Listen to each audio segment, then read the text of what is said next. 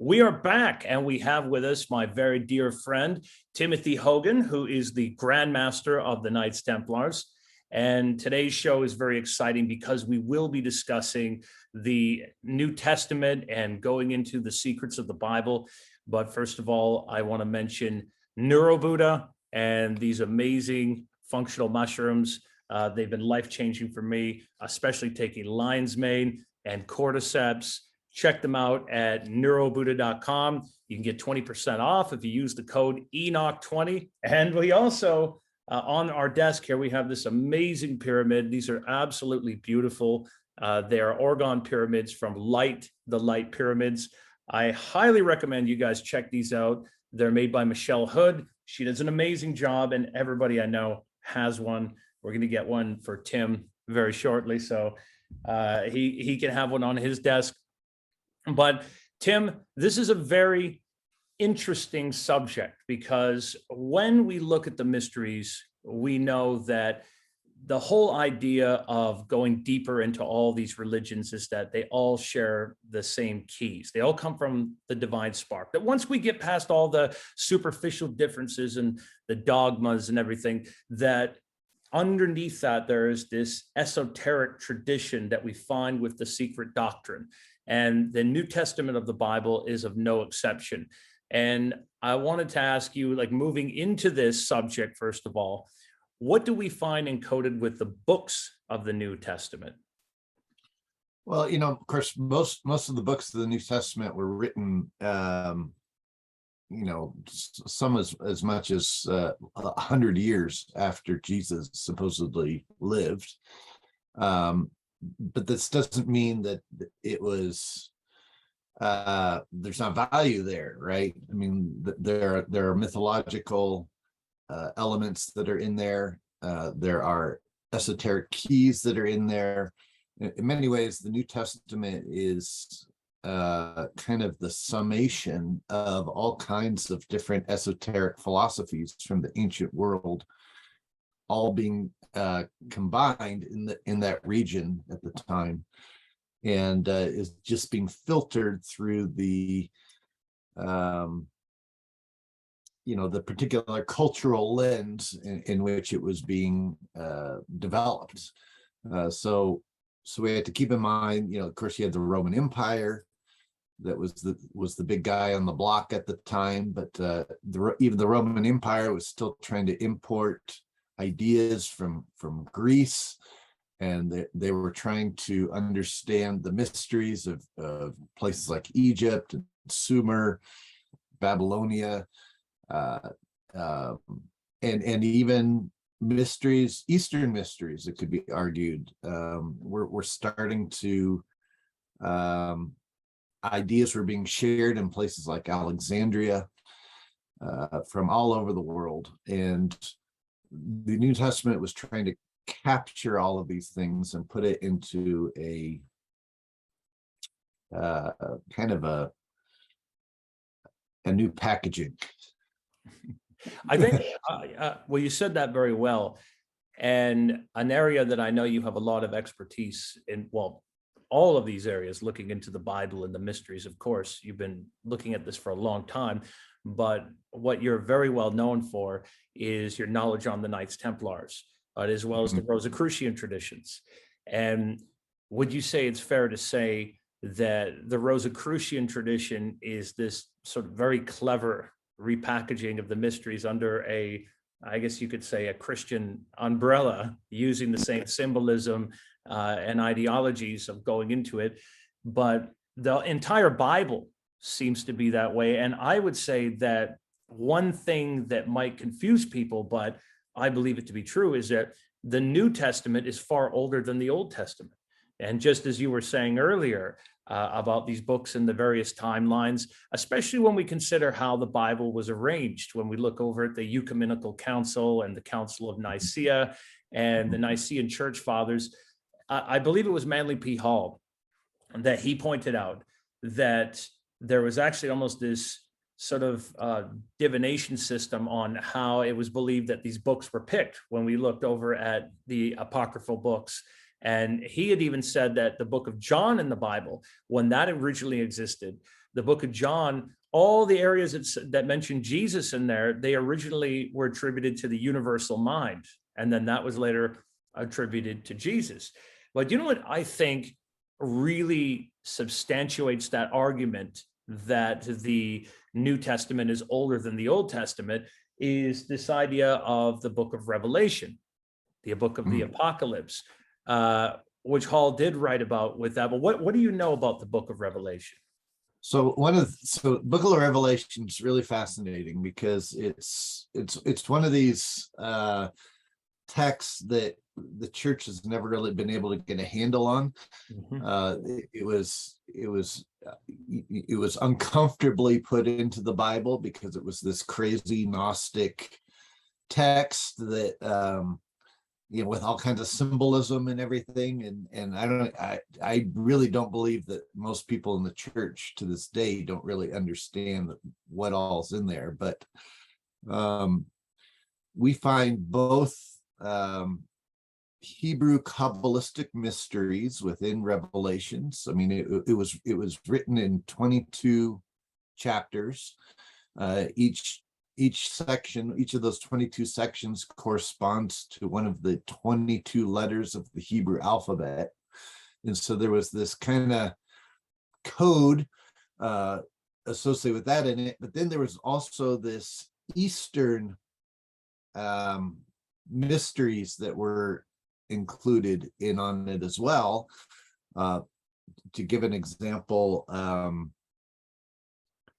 many have interpreted the story of the opening of the seven seals as rather than literal seals that are bringing about the end of the world, they are the seven chakra of the human body.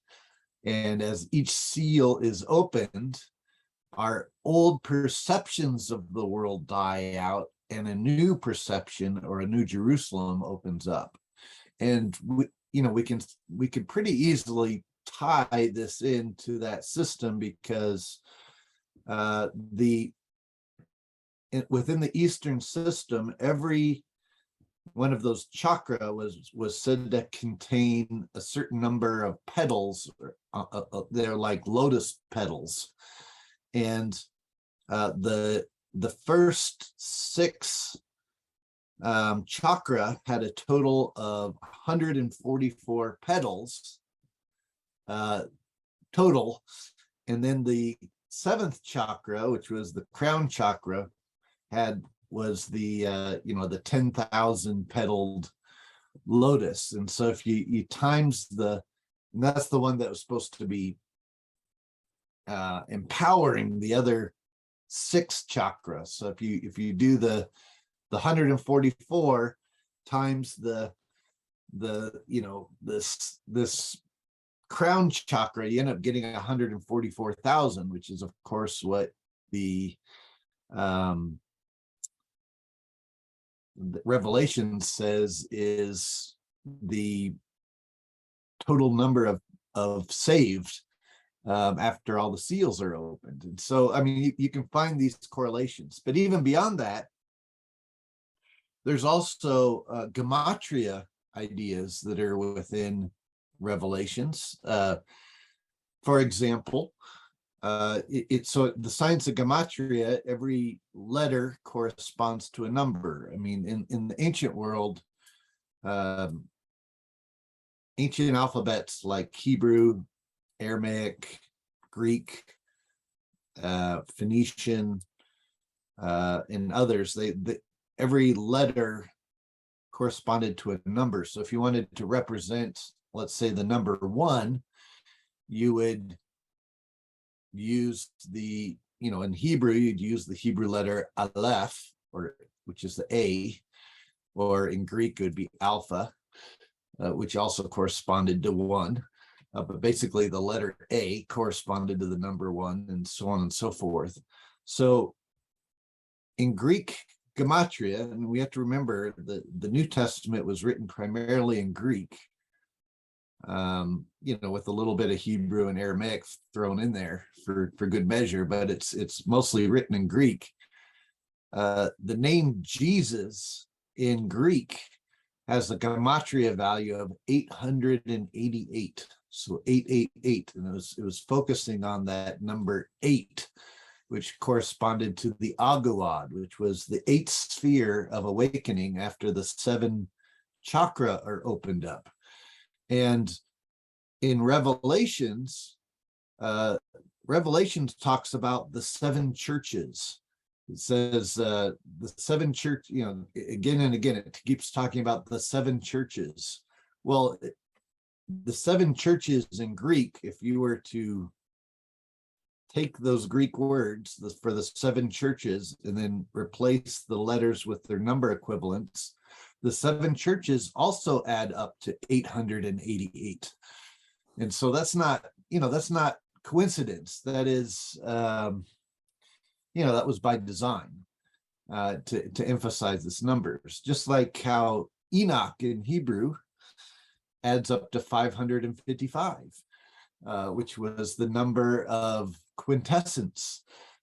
So there's these number patterns throughout Revelations as well. And of course, the one that people always get fixated on is the number 666, which was just the number of transformation, and which can be a real beast when anytime things change, but these number patterns were incorporated into Revelations as well. And so you have Eastern ideas coming into Revelations, you have Christian mystical ideas, and then you also have these Hebrew Kabbalistic ideas, with each section of Revelations corresponding to one of the Hebrew letters of the Hebrew alphabet. And traditionally, Kabbalistically, every Hebrew letter also corresponded to a certain part of the body. So we're creating a new body, we're creating a new light body with Revelations, and the old body is dying off, and the new illuminated body is awakening.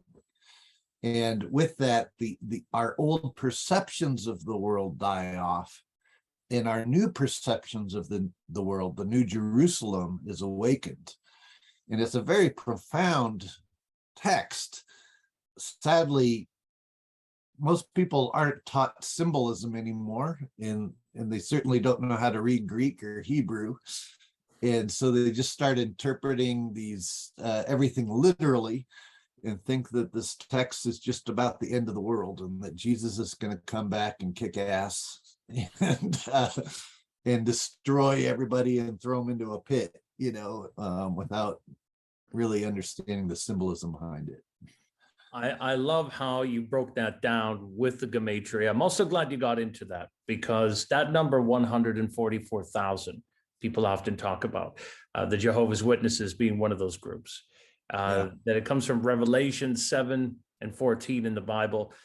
And Manly P. Hall, he wrote a lot of times in the books on how to understand your Bible and things like that. Well, he said, well, if you take 1 + 4 + 4, it equals 9. And he's like, the inside joke basically is that, we spend 9 months in the womb. So, hey, that accounts for this human number that, hey, we all get saved. And he said there's another way of breaking it down. There was I also think that it's really interesting, that Gnostic perspective about this lower mind and higher mind, and the difference between that, how you connected the 666 in there, because in Kircher's Kabbalah for Christians, that biblical breakdown, you look at that 888, and I want to give it up to you, dude. When I'm out with you, and you can break down the gematria to anything, it's mind blowing. You'll take like this big long word, and you always have the gematria, so it's mind blowing.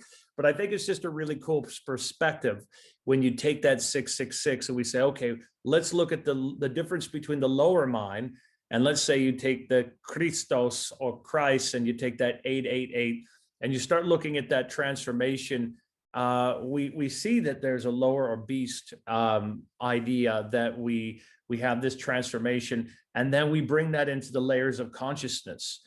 the bands of consciousness, who we are, and our whole journey that we're coming here in our human experience, which is fascinating.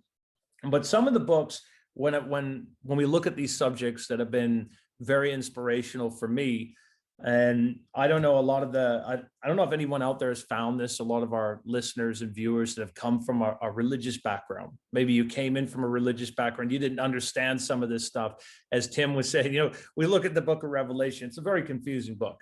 But some interesting books that I've found over the years, I just wanted to mention on this as we go into this.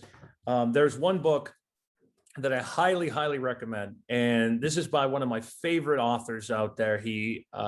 He's passed away now, but he wrote a lot of self-help, like metaphysical type of books. His name was Ted Andrews. This book is called The Occult Christ, and it is so great because he goes through there and he pulls out Bible verses that you can find that mention like clairvoyance and all sorts of different examples of different miracles and strange phenomena that is really neat in the Bible. Another book that's a must-have on the subject is The Mystical Christ by Manly P. Hall. And I know you have this. You have every P. Hall book in your collection. I bet you have it right next to you there. I got this one. This is a signed Manly P. Hall one. And another one I think that's really great when you're studying the Bible. This was something that, again, I have two pieces that Jordan Maxwell always recommended to me. And this one is called, this is by Dr. Bullinger. It's called The Companion Bible. And this is truly an invaluable resource. And I'm sure you have this one next to you as well, Tim. It's a must-have because you flip through this and you got like astrological aspects to it. You have a reference. Let's say Tim and I were discussing Genesis a while ago, and I know that this is, he does the same thing. You're looking in the book of Genesis and you see something at the beginning, the word tohu vabohu or tohu wabohu, and it tells you, hey, you can find this in one other place in the Bible, in Jeremiah. This is how it's used. This is very valuable when studying it because as you pointed out, Tim, the Bible is encoded with the Egyptian mysteries, the Hindu mysteries, going back into Babylonia, the Sumerians, all that, it's all in here. And for those with eyes to see, there's absolutely incredible things. But before we leave the subject of Revelation, again, I have to give a shout out to Jordan Maxwell about this, the late Jordan Maxwell. He had said, he pointed something out to me in the Bible that he says, this book of Revelation, which we know was very ancient, probably the oldest book in the Bible. They said, well, hey, if you're going to paganize all these Christian mysteries, as you said, they said, well, we're going to, if you're going to Christianize the pagan mysteries, we're going to paganize them a bit, and we're going to sneak this thing in because it was tossed out over a dozen times. The church fathers did not agree with it. So Jordan Maxwell said that towards the end of Manly P. Hall's life, when he was coming around his office, he said Manly P. Hall had two really significant conversations with him. He said Manly P. Hall was really obsessed with the artificers who, as you know, are like the Masons. And he also said he was talking a lot about the Phrygians. And he had written this little book about the apocalypse according to St. John. And in this book, basically, Hall's kind of idea was that these Phrygians had this book called the Book of the Apocalypse, and they lived on that little island of Patmos, where today we say John of Patmos was there. And later on, it was Romanized and Christianized, this book that was very ancient, filled with the mysteries. And he said that, one of the theories that was there is that this name John may have in fact come from Ion, because these Phrygians, they served two gods, Ion and Attis. So you could take the I and add a little squiggly line on it, and it became ION, became JON, and later on the Anglo-Saxon John. So I don't know how far people would go down that rabbit hole, but like you said, there are amazing mysteries, and it could also be like the Atlantis story, the seven cities and the destruction and all that as well, right? Well, and let's not forget too, I mean, so with that name John, anywhere, the John in Greek is Ionis. IAONNES, basically, Ioannis. And the significance of Ioannis is it had the Greek vowels iota, alpha, and omega, IAO, in it, which was the ancient secret Gnostic name for God. And you find this in other things too, like even in Hebrew, the Hebrew word for Lord, Adonai, what are the vowels in it? A, O, and I. Adonai, right? So, or when it gets to Latinized, Jehovah, IOA. So these vowels of IAO or IOA or AOI, I mean, they get recycled a lot in the Bible, and the reason for that is because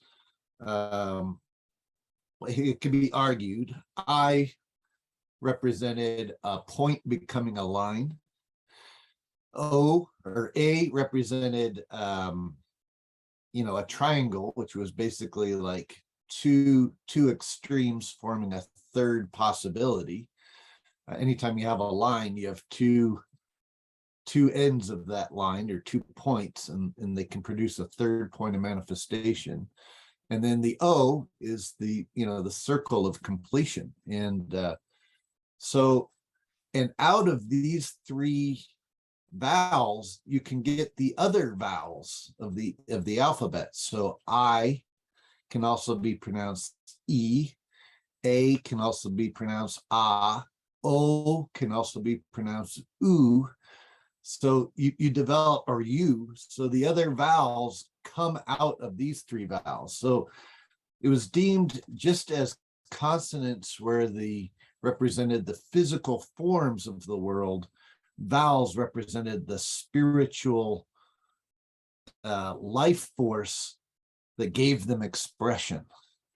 Would you say it's fair to say in our ancient alphabets, like if we go back to the Egyptian and all these places, that these vowels were hidden because they were the hidden forms of God, and then we look at the consonants just like you're saying? Absolutely, and in fact, and it's for this reason that vowels aren't even depicted in Hebrew, for example. They're just alluded to. I mean, you do have some letters that are like Aleph, which is A, but for the most part, vowels are alluded to in there. The Greeks spelled them out more, but even the Greeks had their own system of those vowels representing, metaphysical aspects of the consciousness of God. And we should also point out, even in the Hindu and the Vedic traditions, the name Ayana, which became John,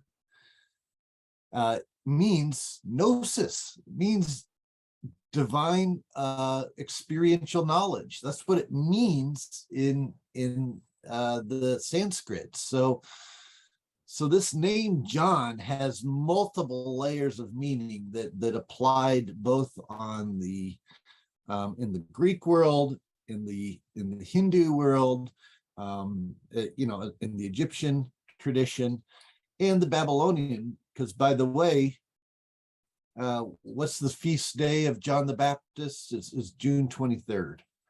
Well, that in the ancient world, that was the feast day of the god Oannes, who was the god who came to land from the ocean after the flood. He helped set up civilization, and he baptized priest kings. Well, this is essentially the story of John the Baptist, right? So Oannes became Ioannis in Greek, and so that's the reason why they share the same feast day. So all these things are contained in this name of John, and most people just aren't used to looking at it that way. I love how you broke that down for us. Now, what about Matthew, Mark, Luke, and John? Matthew, Mark, Luke, and John in that order. Yeah, well, what do these words mean? I mean, there's something else people don't think about. What does Matthew mean? What does math mean? What's the root of the word math? Basically Wow. means logic, right? Luke means light. Like Luke Skywalker. Yeah, like Luke Skywalker. Yeah, I mean, but it means light. Mark, literally means what we think of today. It means like a point. It's the I mean, it was sometimes it even tied into to archery, an archery term of like hitting the mark. In fact, the word that's usually translated as sin just comes from the Greek word meaning to miss the mark. It had nothing to do with, it was an archery term. It had nothing to do with like, you did something wrong and you're going to hell. It had to do with you took a shot and you missed the bullseye, and now you have to take another shot. Do you think there's any serious etymological connections to the idea that sin also has a connection perhaps to the Chaldean name for like the moon god? Moon god, yeah. Yeah, for sure. Yeah, I mean, so like the Greek word for sin is different than what was to become the word sin itself. But I mean, I think it probably did come from the moon god. So because when we look at Sinai, some could say, okay, Sinai, Sin AI, this is where the moon was coming up, Right. those ancient times as well.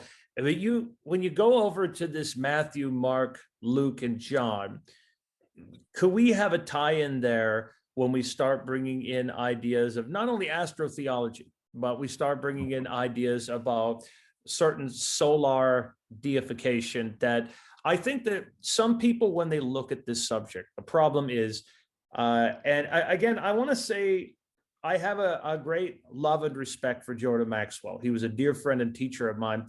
But I think when he would look at these subjects, sometimes he would look at it and he would say, these guys, they were just obsessed, let's say, with sun worship. They had this all over here. Although they weren't entirely sun worshipers, they had this idea, or maybe that there was a certain thing where there was sexual symbolism over here. And it's easy for us to look at this and try to profane the mysteries. But as you pointed out many times, we have many layers of the beauty and mystical connections that we find in all these sort of areas. And I think in the mysteries, when we found people like a Dionysus, a Horus, a Mithra, or a Jesus, or whoever it is that have the solar mysteries attached to them, that this was a personification into their story as a complement that was often based on a historical character. So you could have, like, let's say, Hercules and his 12 acts of wonder, or Mithra and his 12 helpers, or Jesus and the 12 disciples, which are kind of like the 12 constellations. But Matthew, Mark, Luke, and John, do you think these could be the seasons of the year also as placeholders? For sure. Yeah. I mean, they correspond to, of course, the symbol for Mark was the lion. Matthew is the bull, or no, Luke.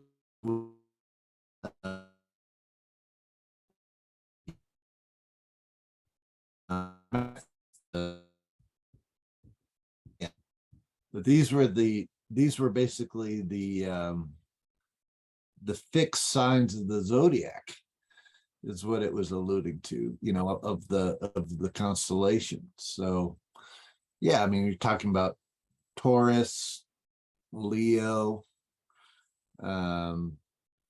Aquarius, or not Aquarius, Scorpio, but they're tying in the fixed symbols, with this as well, for sure. Just like how in the Old Testament, or the Torah, you have the same kind of emphasis with the 12 tribes, corresponding to the 12 signs of the zodiac, and the same emphasis. Tim, could you say is there a correlation then to what you're talking about to Da Vinci's painting, that famous one of the Last Supper? Do we find that in there? And could you break that down for us? Yes, the Last Supper of Leonardo da Vinci. He of course he depicts the disciple. He has the 12 disciples with Jesus, but the 12 disciples are in sets of 3 each. If you look at how it's laid out, and so each of those 3, so you have 3, 3, 3, and 3, forming 12 on, so 6. Yes, in this instance does represent the sun, and then each set of 3 disciples corresponds to 3 months, and so you have spring, summer, fall, and winter being depicted there in those cycles. And then there's other like subtle symbolism that Leonardo da Vinci put in that painting tied to that. I mean, it's getting a little off subject, but it still ties in. I mean, for example, all the perspective in the painting goes to Jesus's right eye, which was that symbol of the right eye was ties into look like the right eye of Horus and everything else from the Egyptian tradition. And then there's other subtle things, like you'll see that there's a hand going across the throat of one of the disciples. There's also a hand coming out of nowhere that is holding a dagger that's going across the abdomen of one of the disciples in there. And these are all secret signs that Leonardo da Vinci put in there that not only tie into secret signs within the mystery school tradition, but they allude to astrological aspects. For example, the beheading of John the Baptist. Well, if you look at when the feast days of Saint John the Baptist is in the Bible, and what happens with the sun during that time, there's literally the way the sun moves in the sky. If you trace it each day up to that point, it appears to like not move for 3 days, and then it starts moving again, and it forms this kind of figure 8 where it cuts off the head symbolically in the sky. And so that's being alluded to, and Leonardo da Vinci understood that, in my opinion. That's incredible. I know you've done a lot of work researching the past of Leonardo da Vinci and looked at what his findings and everything that he was coming up with, and I'd love to talk to you about that another time as well. But what do you suppose are the greatest secrets that are encoded in the New Testament?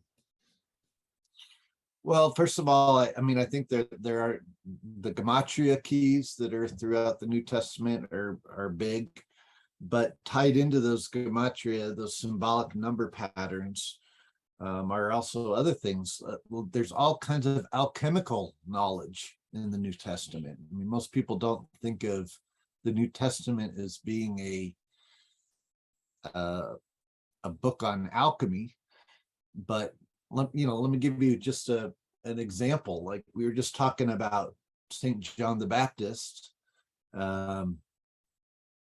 Traditionally in alchemy, one of the first steps you do is you take a substance that you're going to work on and you put it in a solution to leach the oils out of it. And this was traditionally it was called the baptism by water in alchemical practices. And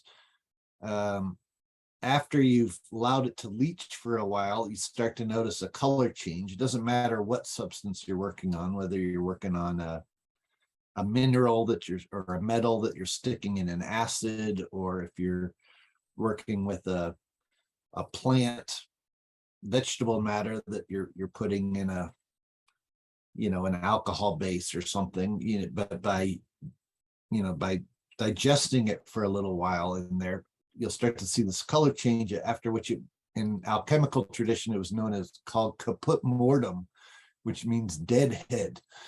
And so this is exactly what we do. We see at the beginning of the New Testament, with John the Baptist, he baptizes by water after what? He gets his head cut off, caput mortem. And there's lots of things like this all throughout the story of Jesus. And we find that in Revelations too, going back to Revelations, where it talks about the hidden manna. To he who overcometh will receive the hidden manna in the white stone, and in the stone a new name written, which no man knoweth except for he who receiveth it. Now, these are alchemical metaphors, and the same precious white stone, the same manna, is found in the Eastern traditions as the mani.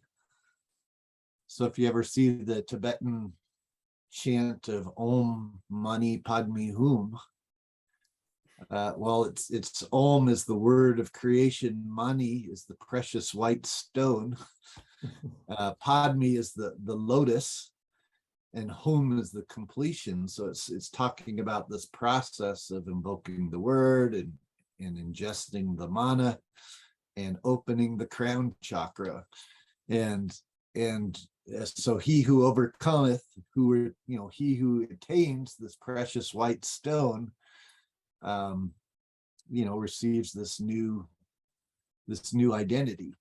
And that's something that's found in the Tibetan tradition, just as it's found in the New Testament and Revelations, and it's tied into this alchemical process. So definitely some profound mysteries there. There most certainly is. It talks about entering the bridal chamber of Christ. Yeah. I definitely believe that the alchemical keys that you're mentioning, that are too numerous to mention on one podcast, even, that there's so much there. But even the astro-theological keys that we find, and the mentionings about Jesus, we see the different ages we go through in the Bible, and we see that he's making you fishers of men, multiplying the 2 fish and encountering 2 fishermen. We have the correlations with Pisces. And then later on, he says, I'll be with you till the end of the aeon, or the age. And that's in Luke 22:10, where he says, meet me at the house with the man with the water pitcher, which is the water pitcher, the Aquarius. Right. It's like follow into that house, and of course a house is a new zodiacal age. Exactly. And it's so filled with mysteries that actually the beauty of it is that once you get past all the stuff that people argue about, all the dogmas and traditions, that there's so many beautiful keys to the mysteries that have been universally encoded. And I want to ask you this, Tim, because again, you are the Grand Master of the Knights Templars, and one of the greatest esoteric masters I know. Well, when we look, it's absolutely true, brother, but when we look over at these traditions, let's say it's the Bible, let's say it's the Vedic traditions, which there's no doubt the Vedas absolutely greatly influenced these books and the mysteries. Yeah. When we look at these ancient teachings that we found that they were passed down to the Hindu traditions, to Egypt, through all of them, would you say that do they stop there for these traditions, or would you say it goes far as back as Atlantis and beyond to the prehistoric civilizations? Yeah, I mean, some people definitely believe that there have been. This is getting into more esoteric history, but of course, the story is that Atlantis was this pre-civilization, this primordial tradition that had its own technologies, and it's also its own spiritual philosophies, and that it was probably a worldwide civilization before it collapsed through cataclysm. And it has been suggested that at different points in history, there has been an attempt to get back to the original philosophies of Atlantis. Some people even believe that the pharaoh Akhenaten in ancient Egypt, who we've talked about some in the past, but that he was trying to bring back the original religion of the Atlanteans, when he brought in the Aten, and that the people weren't quite ready for it in his time. And he tried to bring in this monotheism, and of course he was completely deemed a heretic. It didn't survive too long in Egypt, but it did come back ultimately, through the new monotheism of what was to become Judaism, and then Christianity and the Abrahamic faiths, with Islam too. And some would argue that was the original blueprint, if you will, for religion was based on this idea of one God, and that when there were many gods depicted, that the many gods just represented aspects of the one God. Like the angels. Exactly. Yeah, exactly. In fact, and even angel names tie into that. I mean, like Raphael means God heals, or Gabriel means the strength of God, or Michael means is like God. So all of these names of the angels are just aspects of God. Yeah, and well, essentially just the L on the end of the name, right? The L that he used like God. And I very much remember when you and I were having this conversation back and forth in Egypt, and we were going back and forth the similarities. And it's interesting because when we go look at some of the old teachings about the archangels, or the ideas that you see that the sun, and you have these rays of the sun, and how this kind of also correlates to, let's say, when you see that rosy cross, and we see the different colors on that, or the colors of the secret societies that are like the blue, green, yellow, and red and everything. These are the hidden prismatic colors of the light, right? And we're also reminded of Newton, or that prism experiment where the light's coming through, that all these colors are the manifestation in our world that comes from the one, which is very, very beautiful. Tim, it is absolutely amazing, brother, always to talk to you and have you on. And I'm looking forward to doing more of these shows with you. And you and I have a very exciting announcement this weekend. Yes. Saturday, everybody, mark your calendars. What's coming up this weekend? There is going to be a workshop that we are teaching here. And I'm just pulling this up here to make sure. October 22nd. That's it. It's a good date, 22nd also. We were just talking about the October 22nd, 2022. So 10/22/22. Look at that. Look at that, everybody. There's gematria. And could you expect anything less from the gematria master? So we have it on there. It's $50 a person. It's going to be 3 hours. There's Q&A, and it's going to be all about unlocking the secrets of mystical Christianity. And we're going to go very deep. And of course, Tim will not disappoint. We're going to bring a lot of new information and exciting points. You don't want to miss this.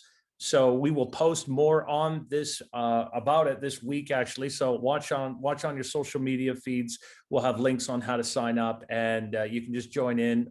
Everybody will be on Zoom, and it's going to be a lot of fun and very, very fascinating. The other big announcement, if you haven't signed up already, we have an amazing Egypt tour coming up, don't we, Tim?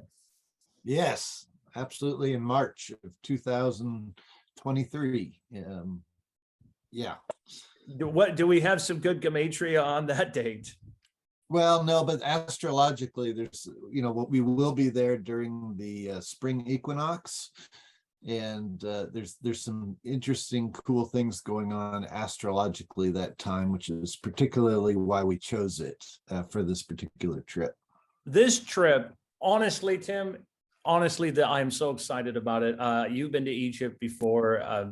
We've both been to Egypt many times, and this trip is really special. It's March 16th through the 27th, 2023. As you mentioned, you can go on sabatours.com. You can sign up.